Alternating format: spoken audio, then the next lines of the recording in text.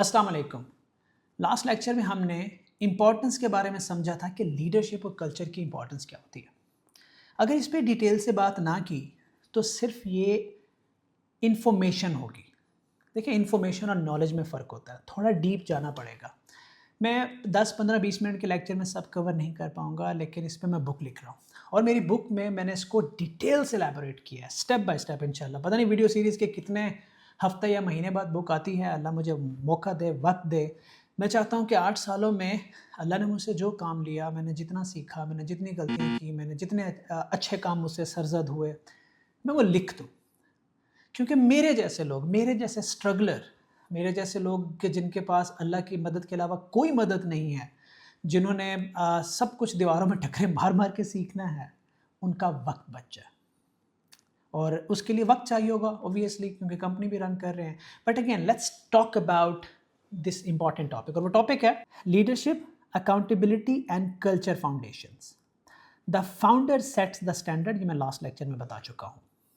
और एक और बात मैंने आपको बताई थी कि कल्चर ऑटोमेटिकली बन जाता है, या आप बनाएंगे या लोग अपना कल्चर खुद बना लेंगे। जब वो बनाएंगे तो आपके कंट्रोल में नहीं होगा, आपकी कंपनी कंट्रोल में नहीं होगी।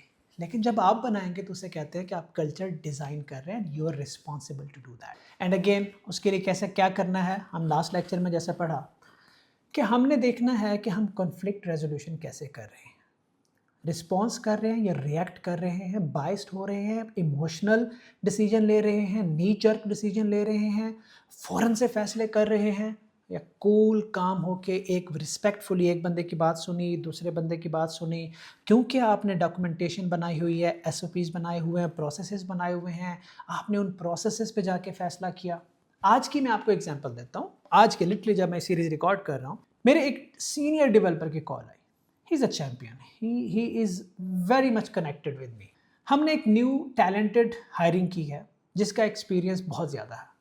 अब उसने, मेरे सीनियर डेवलपर ने मुझे कॉल करके कहा कि सर हमारी मीटिंग हुई थी और उस मीटिंग में ये डिसाइड हुआ था कि हमने कैंडिडेट पोर्टल जो हम आप लोगों के लिए बना रहे हैं तकवी में, कैंडिडेट पोर्टल की अपग्रेडेशन ट्यूसडे को डिलीवर करनी है। लेकिन अभी उसने ग्रुप में मैसेज किया है कि ये तो वेंसडे डिसाइड हुआ था। सर वो अपनी बातों से फिर गया। तो अब मैंने, लीडरशिप दो तरह से हो सकती है। अब एक तो मैं जाके उस बंदे से पूछता, हाँ भी आपने तो ट्यूसडे कहा था, आपने वेंसडे को क्यों डिलीवर किया? और वो मुझे आगे से कहता, नहीं सर बात तो ट्यूसडे की हुई थी, क्योंकि उसको लग रहा है ट्यूसडे था, उसको लग रहा है वेंसडे था, मतलब दोनों सेम पेज पे नहीं है। पर मैंने ऐसा नहीं किया।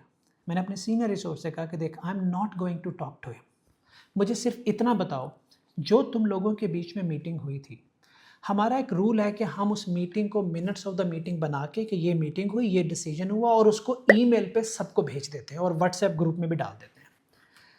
और जो जो लोग मीटिंग में थे वो उसको एक्नॉलेज करते हैं, हाँ मीटिंग में ये डिसाइड हुआ था। मैंने कहा क्या आपने मिनट्स ऑफ द मीटिंग बनाए?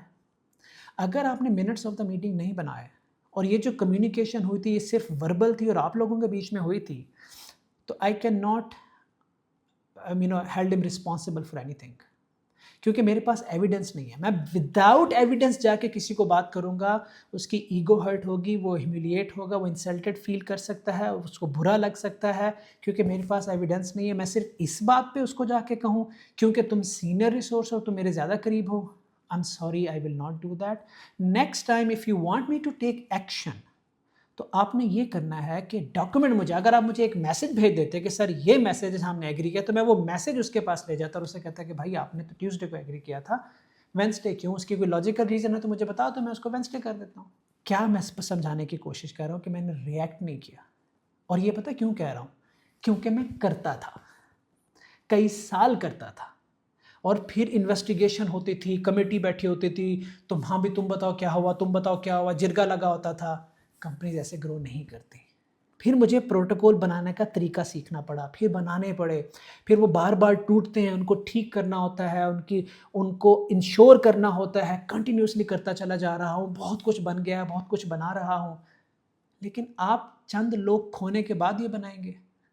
That's I don't want. Define your culture.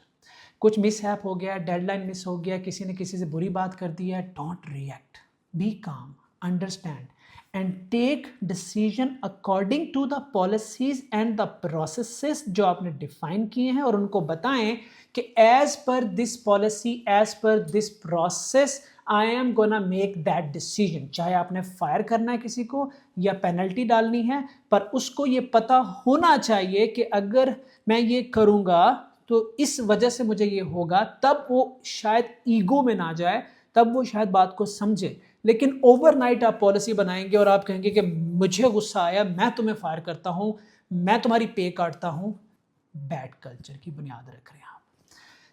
Client का प्रेशर हैंडल करना, फाइनेंशियल प्रेशर हैंडल करना, कॉन्फ्लिक्ट्स का प्रेशर हैंडल करना, डिलीवरीज का प्रेशर हैंडल करना, ये आपकी रिस्पॉन्सिबिलिटी है। आप इन सब को एब्जॉर्ब करते हो और इमिट क्या करते हो?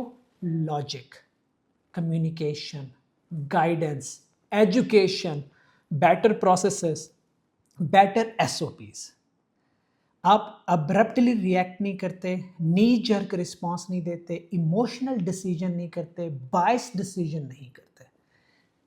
इस तरह से आप कल्चर अपना डिज़ाइन करते हैं, और फिर उस कल्चर को एक खूबसूरत तड़का लगाने के लिए हेल्दी एक्टिविटीज़ करवाएं, बजट उसके लिए रखें, टीम ट्रिप्स लेके जाएं। 7 साल तक हमने ये किया, 1.5 साल से हमने फिर स्ट्रगल की। आप ये सारा कुछ करें, आप बोनसेस दें, इंसेंटिव्स दें, टीम की गैदरिंग करें, उनके अंदर फ़न एक्टिविटीज़ कराएं जिससे कम्युनिकेशन स्ट्रॉन्ग हो। बहुत सी कंपनी के लोग एक दूसरे को नहीं जानते, जब आप गेम्स करवाते हैं, स्पोर्ट्स करवाते हैं, कॉम्पिटिशन्स करवाते हैं, हेल्दी कॉम्पिटिशन, डिबेट्स करवाते हैं, एक्टिविटीज़ करवाते हैं, एचआर को ट्रेन करते हैं, आप खुद उनमें पार्टिसिपेट करते हैं, लोग एक दूसरे को जानते हैं, लोग आपके करीब आते हैं। जब वो आपके करीब आते हैं तो आपसे ओपन अप होते हैं, जब वो आपसे ओपन अप होते हैं आप उनके बारे में ज़्यादा जानते हैं, जब उनके बारे में आप ज़्यादा जानते हैं तो आप उनके बारे में अच्छे फैसले करते हैं, जब वो उनके बारे में अच्छे फैसले करते हैं वो खुश होते हैं, जब वो खुश होते हैं तो परफॉर्मेंस ऊपर जाती है, परफॉर्मेंस ऊपर जाती है तो प्रोडक्टिविटी ऊपर जाती है, प्रोडक्टिविटी ऊपर जाती है तो रेवेन्यू ऊपर जाता है, रेवेन्यू ऊपर जाता है तो क्रॉस प्रॉफिट ऊपर जाता है, क्रॉस प्रॉफिट ऊपर जाता है तो नेट प्रॉफिट ऊपर जाता है, नेट प्रॉफिट ऊपर जाता है तो रनवे बैलेंस बनता है, रनवे और आपका फाइनेंशियल बेस बनती है, तो आप ज़्यादा एक्टिविटी कराते हो, ज़्यादा इन्वेस्ट करते हो, ज़्यादा आप टीम को कंपनसेट करते हो, फिर वो ज़्यादा खुश होते हैं, घूम के वापस आपके पास आया। स्टार्ट कहाँ से हुआ कि शुरू में प्रेशर था, शुरू में डिलीवरी स्ट्रेस थी, लेकिन लीडर ने प्रेशर पास ऑन नहीं किया, लीडर ने स्ट्रेटेजी पास ऑन की, और वो सारे कंपोनेंट पास ऑन किए जो मैंने आपको बताया। That's how you design a culture. Motivation से पहले स्टैंडर्ड्स बना लें। दूसरा पॉइंट कि बाज़-औक़ात समझते हैं कि हमने टीम को मोटिवेट रखना है, रोज़ाना लेक्चर दो, कंपनसेशन दो। Without structure motivation is temporary. आप रोज़ ये नहीं कर सकते, कई साल तक लगातार ये नहीं कर सकते। आपने स्टैंडर्ड्स पे रिलाई करना है, मोटिवेशन पे नहीं। कैसे? आपने रिस्पॉन्स टाइम एक्सपेक्टेशन अपनी डिफाइन करनी है कि किस में आपने ईमेल का रिस्पॉन्स टाइम क्या है, मैसेजेस का रिस्पॉन्स टाइम क्या है, किसका इंटर डिपार्टमेंटल कम्युनिकेशन टाइम क्या है, क्लाइंट को रिस्पॉन्स टाइम देना क्या टाइम होगा, डिले होगा तो क्या होगा, अगर एक बंदा नहीं है तो दूसरा बंदा देगा, ये डिफाइन करना है। कोड क्वालिटी की रिक्वायरमेंट्स डिफाइन करनी है, कम्युनिकेशन गाइडलाइंस डिफाइन करनी है, मीटिंग डिसिप्लिन को इंश्योर करना है, क्योंकि standard creates predictability and predictability builds trust. हमें ये पता है, मैंने एक रूल बनाया था, एक रूल सीखा था, और बड़ा कमाल था, मैंने पिछली जॉब पे सीखा था अपने बॉस से। उसने मुझे एक चीज़ सिखाई, छोटी सी वन लाइनर। उसने मुझे कहा था, इरफान, क्लाइंट को लास्ट रिप्लाई आपका होना चाहिए। That's it. मतलब क्लाइंट आया है, उसने आपसे कहा, कोई ईमेल की, कोई व्हाट्सएप मैसेज किया, उसने सवाल नहीं पूछा, उसने शायद एक्नॉलेजमेंट दी, तो फिर आप बदले में उसे ओके कह दें, कम से कम कह दें नोटेड, एक्नॉलेज्ड, लास्ट रिस्पॉन्स आपका। या क्लाइंट ने आपको कोई काम करने को दिया, कोई क्वेरी भेजी, कोई इन्वेस्टिगेशन क्वेरी भेजी कि मुझे ये पता करके बताओ, उसको पता करने में 2 दिन लगते हैं, तो अब आप 2 दिन वेट मत करें, आप उसको सबसे पहले मैसेज करें, acknowledged, I will get back to you in this time frame. Last message किसका है? आपका। हर कम्युनिकेशन का लास्ट मैसेज जब आपका होगा तो इसका मतलब ये है कि you will always be active and client is not waiting for you, he is not in diving into uncertainty, और वो फ्रस्ट्रेट नहीं हो रहा कि क्या हो रहा है। ये रूल पहले दिन से चलता आ रहा है। फिर मैंने डिफाइन किया कि यार क्लाइंट को अगर एक बंदा मैसेज नहीं कर सकता, वो अवेलेबल नहीं है, तो फिर बैकअप क्या है? अगर एक बंदा छुट्टी पे है तो इसका मतलब ये नहीं कि हम क्लाइंट को रिस्पॉन्ड नहीं करेंगे, तो फिर कौन करेगा? ये नहीं करेगा तो कौन करेगा, ईमेल का जवाब कैसे जाएगा, कॉन्फ्लिक्ट आएगा तो कॉन्फ्लिक्ट का जवाब फौरन नहीं जाता, उसका एनालिसिस कहाँ से होगा, मेरी इन्वॉल्वमेंट कब होगी, कैसे होगी, हेड ऑफ डिपार्टमेंट की इन्वॉल्वमेंट कब होगी, कैसे होगी। स्टैंडर्ड्स, हर कंपनी के डिफरेंट स्टैंडर्ड्स होते हैं, आपने इन स्टैंडर्ड्स को डिफाइन करना है और there is no silver bullet. अभी जीपीटी से मत पूछिएगा, आपने सिचुएशन के हिसाब से अपने आप को अपने स्टैंडर्ड्स बनाने हैं। जब ये स्टैंडर्ड्स डिफाइन होते हैं, मैंने जैसे कहा आपने किसी को अकाउंटेबल रखना है तो आपको पता हो कि यार ये पॉलिसी थी, आपने इसको वायलेट किया, ये आपका पेनल्टी है या इसके ये कंसिक्वेंसेज हैं। अगर पॉलिसी ही नहीं है, उसको पता ही नहीं है और आप उसको सिर्फ जजमेंट पास करते हैं, इट्स वेरी बैड। आपको ये पता, रिसोर्स को ये पता होना चाहिए कि अगर मैं 1 महीने का काम 1 महीने में करूँगा तो मुझे ये मोटिवेशन मिलेगी, मुझे ये इंक्रीमेंट मिलेगा, मुझे ये बेनिफिट मिलेगा। ये हो गया स्टैंडर्ड प्रोसेस। लेकिन मोटिवेशन क्या है कि हर 2 महीने में आप उसको रोज़ मोटिवेट करी जा रहे हैं। एक वक्त आएगा वो थक जाएगा आपके लेक्चर से। मैं भी शुरू में बहुत मोटिवेट करता था, बैठता था, बातें करता था, 4-4 घंटे लगाता था। बाद में जाके समझ आई कि यार ये बहुत एनर्जी लेता है। आपको स्टैंडर्ड्स डिफाइन करने पड़ेंगे कि जैसे ही बंदे ने प्रोजेक्ट शुरू किया उसको ऑटोमेटिकली पता आ गया कि मुझे ये मिलेगा, वो ऑलवेज मोटिवेट रहेगा क्योंकि आपने रिवॉर्ड को क्लियरली डिफाइन कर दिया है और उसको अचीव करने का मैकेनिज्म, प्रोसेस भी क्लियरली डिफाइन कर दिया है। तो मोटिवेशन अब आपको नहीं देनी, उस प्रोसेस ने, स्टैंडर्ड ने उसको मोटिवेट कर दिया, तो आपका टाइम बच गया। सो इसलिए कह रहे हैं स्टैंडर्ड्स पे रिलाई करना है, मोटिवेशन पे नहीं। देखिए अकाउंटेबिलिटी हर कंपनी में होती है, हर जगह होती है। विदाउट रिवॉर्ड एंड अकाउंटेबिलिटी दुनिया की कोई कंपनी खड़ी नहीं हो सकती, और ये इंपॉर्टेंट टॉपिक है। लेकिन अकाउंटेबिलिटी का मतलब फियर नहीं है, मतलब डरना नहीं चाहिए लोगों को, हो ये हो गया तो क्या होगा, बेइज्जती होगी, गालियां पड़ेंगी, उसी वक्त निकाल दिया जाएगा, पता नहीं यार ये बॉस क्या बोलेगा, आज तो क्लास लगने वाली है। ये इंप्रेशन आपके रिसोर्सेज में नहीं होना चाहिए, it's a sign of bad culture. उनको क्लियरली पता होना चाहिए कि अगर टाइमली डिलीवरी ना हुई तो क्या होगा, पे कट होगी, नहीं होनी चाहिए लेकिन अगर पे कट होगी, अगर हम ऑफिस में 3 दिन लगातार लेट गए तो हाफ डे की सैलरी कट जाएगी। ये हो गया आपका प्रोसेस, अकाउंटेबिलिटी होगी। लेकिन आपने ये डिफाइन नहीं किया कि 3 दिन लगातार लेट आओगे तो हाफ पे कटेगी, लेकिन ये कहा कि तू 3 दिन लेट आया ना तो मैं तुझे देख लूँगा, तो मुझे जानता नहीं है। Now this is fear, because he don't even know what's going to happen.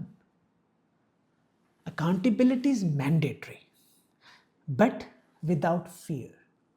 Reward is mandatory, but impulsive नहीं, with structure. ऐसा नहीं है कि बादशाह सलामत खुश हैं, आज किसी को किसी का काम पसंद आ गया, ये बोनस दिया, और 2 बंदों का काम अच्छा था, आपको नज़र नहीं आया, वो बाहर बैठे सोच रहे होंगे यार काम तो हमने भी कमाल का किया था, उसको मिला, हमें नहीं मिला। लो जी, आपका बोनस जो कि कंपनी को मोटिवेट करने के लिए था, अच्छा कल्चर बिल्ड करने के लिए था, उसने बैकफायर कर दिया क्योंकि आपने लॉजिकली एनालिसिस ही नहीं किया किसको रिवॉर्ड जाना है, आपने अपनी इमोशन पे डिसाइड कर लिया किसको रिवॉर्ड जाना है। पैसे भी गए, कल्चर भी खराब हो गया।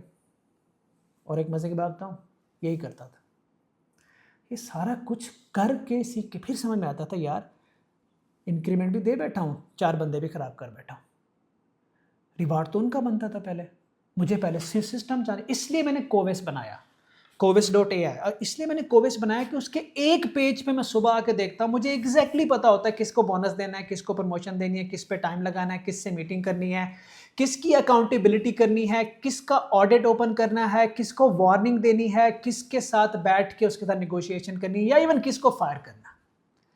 सब लॉजिकल पता होता है, और इतना पता होता है कि मैं उसको ये नहीं कहता कि what I am gonna do, मैं उसे कहता हूँ जो मैं बोल रहा हूँ ये है reason. If you gonna get reward, तो कंपनी में सबको पता होता है इसको रिवॉर्ड क्यों मिला। If somebody is gonna get fired, तो उसको पता होना चाहिए कि why he is getting fired. ये सारी पॉलिसीज हैं, ये आपके कॉन्सिक्वेंसेज आपके सामने स्क्रीन पे। भाई मैं इस वजह से फॉलोइंग आर पॉलिसीज मैं ये कर रहा हूँ। ईगो नहीं चलेगी, इमोशंस नहीं चलेंगे, इंपल्सिवनेस नहीं चलेगी, नी जर्क डिसीजंस नहीं चलेंगे, लॉजिक। और उसके लिए अगेन एआई, मैंने एआई को बिल्ड इन किया, टूल बनाया, इसलिए कि यार मुझे लगता था कि यार ये जो बड़े बड़े टूल्स हैं ना, ये कभी भी स्टार्टअप्स को वो लाइफ नहीं दे सकते जो स्टार्टअप के फाउंडर को चाहिए होती है। मुझे नहीं मिल पा रही थी, मैंने बहुत टूल्स यूज़ की, इसलिए मैंने तकवी और कोविस को बनाया। और उसका पर्पस सिर्फ यही था कि आपकी स्पीड 10 गुना तेज़ हो जाए, मेरी स्पीड 20 गुना तेज़ हो जाए, क्योंकि मैं तो ऑलरेडी ज़लील हो चुका हूँ ना। तो अपने लिए बनाए थे, फिर समझ में आया कि यार it is useful for everyone, try that. अगर नहीं तो एआई को यूज़ करें, कोई ऐसा टूल यूज़ करें। विदाउट एआई आप फंस जाएंगे, आपको इमोशनल डिसीजन करने पड़ेंगे।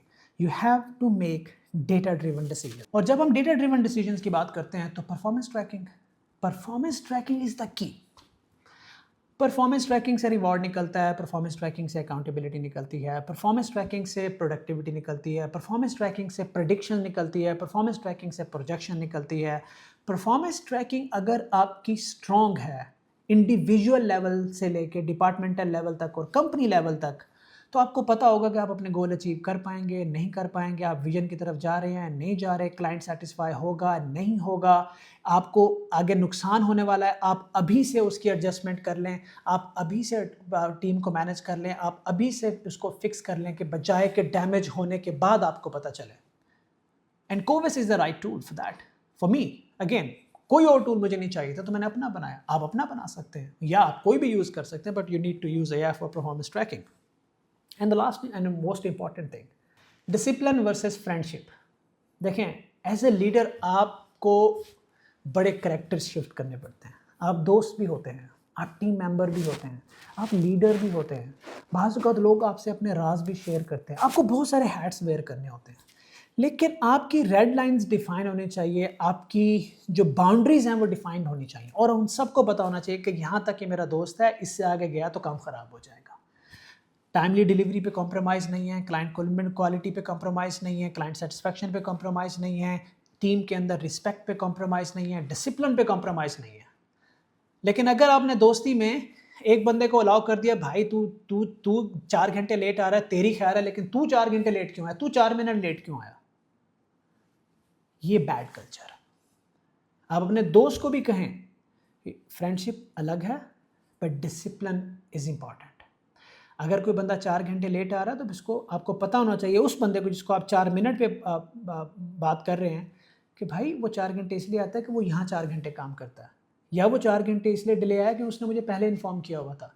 लेकिन अगर आप बिना रीजनिंग के, बिना ट्रांसपेरेंसी के, बिना ट्रैकिंग सिस्टम के, बिना एआई टूल के एक बंदे को 4 मिनट पे या 4 घंटे पे बोल रहे हो, और एक बंदा 4 दिन से ऑफिस नहीं आया, वो लगातार लेट आता, उसको कुछ नहीं कहते, तो आपकी रिसोर्सेज की नज़र में आप बाइस्ड हो जाते हैं। जब आप उनकी नज़र में बाइस्ड हो जाते हैं तो कभी आपको अपना लीडर नहीं मानेंगे। आपका इम्पैक्ट, आपका ऑरा, आपकी इंस्पिरेशन, आपकी मोटिवेशन खड्डे में चली जाती है, डिस्ट्रॉय हो जाती है, यूजलेस हो जाती है, उसका कोई इम्पैक्ट नहीं रहता। लोग सिर्फ फिर पैसे के लिए काम करते हैं, और जो सिर्फ पैसे के लिए काम कर रहे होते हैं उनको जहाँ ज़्यादा पैसे मिलेंगे वो आपको छोड़ जाएंगे, क्योंकि आपने अपना जो जस्टिस का सिस्टम था वो ख़राब कर दिया, क्योंकि आपने डिसिप्लिन और फ्रेंडशिप को कंफ्यूज कर दिया। आपके लोग आपके दोस्त बनेंगे, लेकिन ऐसे दोस्त मत बनाएं जो आप ही का पर्सनैलिटी, आपका ऑरा, आपकी लीडरशिप, आपकी इमेज को तबाह कर दें। किस तरह? डिसिप्लिन वायलेट करके।